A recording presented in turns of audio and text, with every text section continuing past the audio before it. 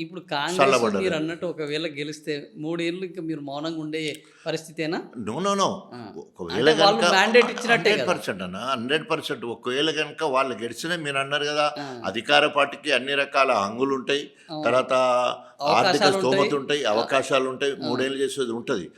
అవన్నీ ఉన్నప్పటికీ కాదని బీఆర్ఎస్‌కేస్తే వాళ్ళ వాళ్ళ మీద పనితనం వ్యతిరేకత బయటపడతది. ఉన్నట్టు. ఒకవేళ వాళ్ళు ఉన్నా కూడా ఇప్పటికైనా ఇంత జలకిచ్చింది ఒక కుదుపు మాత్రం కుదిపేసిన పరిస్థితి ఈ హ్మ్. ఎన్నికల ద్వారా ఒక సమాచారం, ఒక సందేశం సందేశం. ప్రజలకిచ్చడానికి మాత్రం అవకాశం ఉంటది.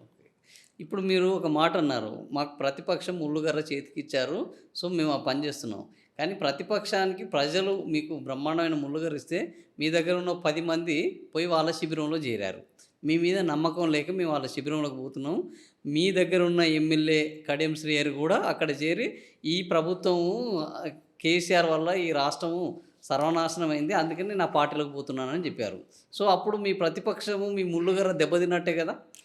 ఇది ముందుగాల కొత్త మురిపం అంటారు గదా! హ్మ్. కొత్త మురిపము మొదటి 3 నెలల్లో అప్పటికి 3 నెలలు అయిపోగానే కథము వలసలు మొదలైనాయి. హ్మ్. ఎందుకంటే అధికార పార్టీ గదా! అప్పుడు కేసీఆర్ గారు అధికార పార్టీగా ఉన్నప్పుడు మొదటిసారి ఒక 13, 14 మంది టీడీపీవోళ్ళు వచ్చిండ్లు. కాంగ్రెస్ మొన్న కాంగ్రెస్ వాళ్ళొచ్చారు. తర్వాత టీడీపీ వాళ్ళొచ్చారు. సో, ఆ రకంగా మొత్తం ఖాళీ అయిపోయింది ప్రతిపక్షాలు లేకుండా. హ్మ్. 2/3 మెజారిటీ గనుక మేము ఒక గ్రూప్‌గా ఏర్పడి అధికార పార్టీలో విలీనమైతున్నామని ఒక స్పీకర్‌కి ఒక లెటర్ ఇచ్చి వచ్చేదానికి ఒక వెసులుబాటు ఉంది. ఏది ఫిరాయింపుల చట్టంలో. దాన్ని ఫిరాయింపుల ఉపయోగించుకొని కింద భావించరప్పుడు. వాళ్ళప్పుడు బాధించకుండా ఉండే పరిస్థితి ఉంటే అట్లొచ్చిండ్రు. అవును. వీళ్ళు కూడా అట్లే అనుకున్నారు. 25 మంది గాని, 26 మంది గనుక మేము ఇటొచ్చేది ఉంటే హ్మ్. మొత్తం మాదొక గుంపు లెక్క ఉంటది. హ్మ్. సో, మాకు మంత్రి పదవి వస్తదని కడియం శ్రేణి ఆశపడ్డాడు.